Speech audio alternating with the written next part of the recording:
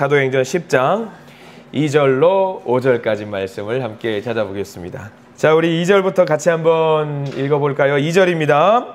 그가 경건하여 온 집안과 더불어 하나님을 경외하며 백성을 많이 구제하고 하나님께 항상 기도하더니 하루는 제9시쯤 되어 환상 중에 밝히 봄에 하나님의 사자가 들어와 이르되 고넬료야 하니 고넬료가 주목하여 보고 두려워 이르되 주여 무슨 일이니까? 천사가 이르되 내 기도와 구제가 하나님 앞에 상달되어 기억하신 바가 되었으니 내가 지금 사람들을 요빠에 보내어 베드로라 하는 시몬을 청하라. 아멘. 오늘 말씀 가운데 큰 은혜가 있기를 소망합니다. 기도하는 마음으로 고백합니다. 하나님의 은혜가 지금 저에게 임하기를 기도합니다. 우리 옆사람 축복하면서 하나님의 은혜가 지금 여러분에게 임하기를 기도합니다. 네. 복된 날 되시길 바랍니다. 교회 나오실 때 좀 날씨가 어떻던가요? 좋죠? 이런 날씨에 하늘 색깔을 제가 제일 좋아해요.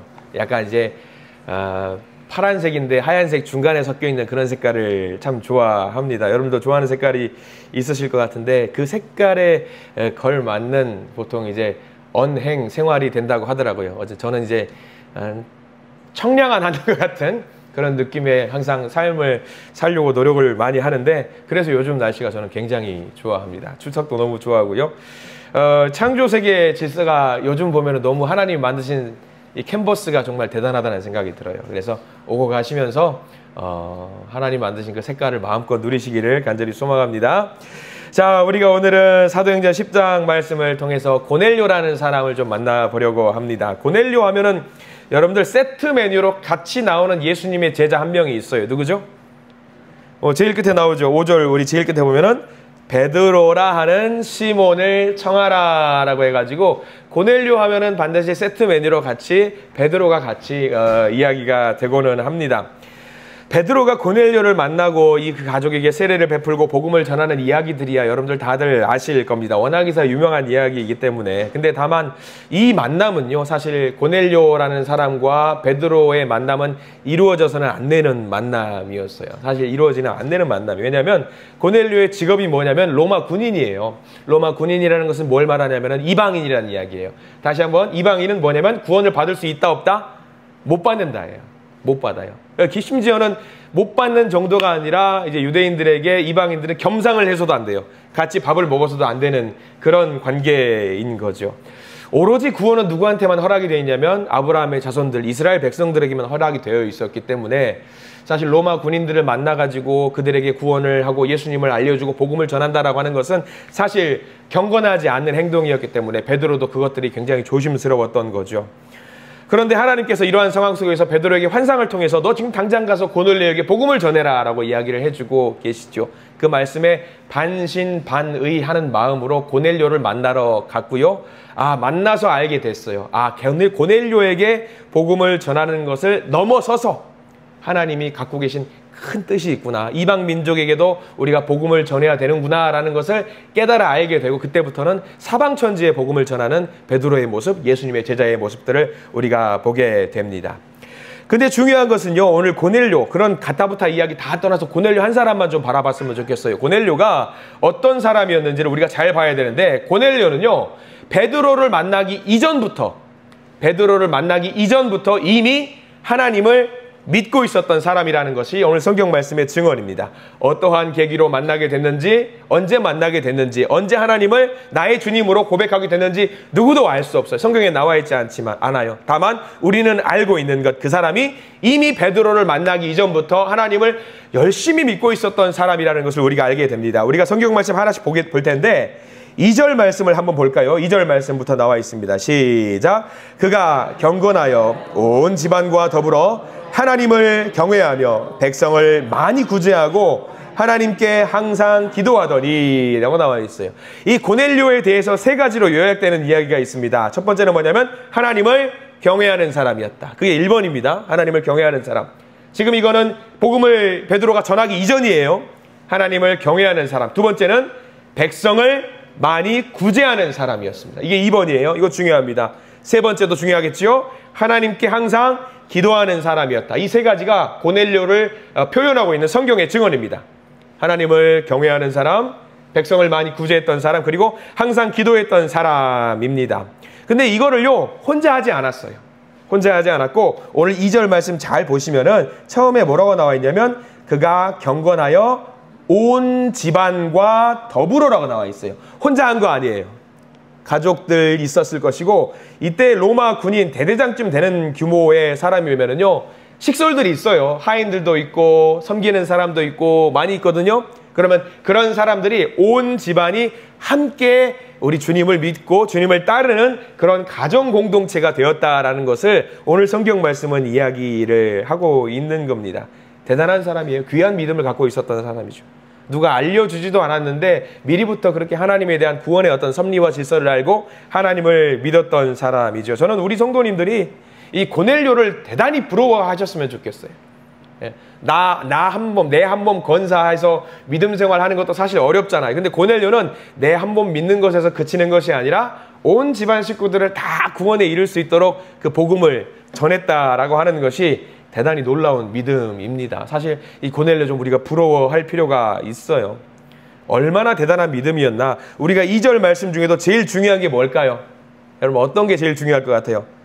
하나님을 경외하는 거 중요하지요. 그리고 백성을 많이 구제하고 저는 이 백성을 구제하는 일을 우리가 많이 하셨으면 좋겠어요.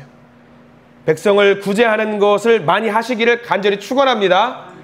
더 나아가서 사람들을 구제할 수 있도록 재정적으로도 여유 있기를 축원합니다. 두 번째 목소리가 좀 더 억양이 좀 더 센 것 같은데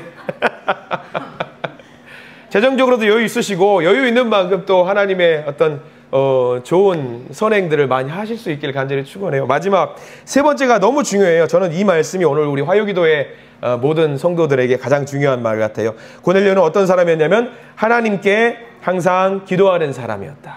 항상 기도하는 사람이었다. 이방인이었어요. 이방인이었어요. 우리야 믿음을 갖고 있는 사람이기 때문에 기도하는 것이 당연한 일이겠죠. 근데 고넬료는 이방인이었기 때문에 이게 기도하는 게 맞나? 저렇게 기도하는 게 맞나? 몰라요. 전혀 몰라요. 그냥 이게 이런가 보다 하면서 신앙생활을 했던 거죠. 근데 그 마음이 어떤 마음이었냐면 대단히 아주 간절한 마음으로 하나님과 이야기를 했던 것 같죠. 우리는 기도할 때 형식이 있잖아요. 하나님 도와주시고 감사하시고 그리고 제일 마지막에 예수님의 이름으로 기도합니다. 아멘. 저는 가끔 이 상상을 해봐요. 정식으로 어떤 이런 입교 절차라든가 신앙의 절차를 밟아가지 않았기 때문에 고넬료가 하는 기도는 어떤 기도였을까? 앞뒤 구분 없었을 거예요. 뭐 예수님 이름으로 기도 이런 거 없었을 거예요. 아유 하나님 좀 해주시고 좀 도와주시고 이런 기도가 아니었을까. 근데 이런 기도도 어떠했냐면 어떻게 해주셨냐면 하나님이 받으셨다라는 것이 오늘 성경의 말씀입니다. 가장 중요한 것 10장 2절 제일 뒤에 기도하는 사람이었는데 언제 어떻게 기도하는 사람이었냐. 여러분들 펜 있으면 반드시 표시를 해두세요. 항상 기도하는 사람이었다. 항상 기도하는 사람이었다. 여러분 항상 기도하시죠? 항상 기도하는 분들 맞으시죠? 항상 기도하십시오. 항상 기도하셔야 됩니다. 이방인인데도 불구하고 항상 기도하는 사람이었다라고 성경에 나와 있지 않습니까? 그러면 우리는 어떻게 해야 되겠어요? 우리도 더 열심히 항상 기도해야 될 줄 믿습니다. 이렇게 대책 없이 뭐 천지 구분 없이 그냥 막 했던 그 기도를 하나님이 어떻게 해주셨는지 오늘 4절 말씀이 하나님의 응답이에요. 4절 말씀 같이 한번 읽어볼까요? 시작. 고넬료가 주목하여 보고 두려워 이르되 주여 무슨 일이니까? 천사가 이르되 내 기도와 구제가 하나님 앞에 상달되어 기억하신 바 되었으니. 할렐루야. 여기 4절 뒤에는 중요하죠. 너의 기도와 너의 구제가 하나님 앞에 상달되어 기억하신 바가 되었다. 앞뒤 맥락 없는 기도였어요. 앞뒤 맥락 없는 기도였지만 그 간절한 마음을 하나님께 올릴 때에 이방인이라고 할지라도 하나님 그 기도를 받으셨다라는 기록이 담겨 있습니다. 하나님께서 인정해 주신 겁니다. 베드로가 고넬료의 집을 찾아가가지고 세례를 베풀고 말씀을 전해준 것은 부차적인 거예요. 그건 중요하지 않아요. 사실 그건 전혀 중요하지 않습니다. 우리가 기억해야 될 것은 무엇이냐. 고넬료가 항상 기도하는 사람이었고 하나 더 항상 구제하는 사람. 기도만 생각하셔도 안 됩니다. 4절에 너의 기도와 너의 구제를 하나님이 인정해 주셨다라는 거예요. 기도와 구제를 인정해 주셨다. 여러분 명심하시기 바랍니다. 우리가 올려드리는 그 기도를 하나님이 반드시 들으신다라는 겁니다.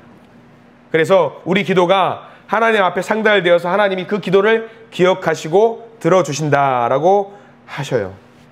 지금 이 시간 우리가 화요기도회로 모였습니다. 우리가 이 시간 모여서 하는 기도가 얼마나 중요한지 여러분들 알고 계셔야 될 것 같아요. 우리가 허투루 하는 그런 작은 말이라고 할지라도 그 기도를 하나님이 들으십니다. 이거를 반드시 기억하셔요.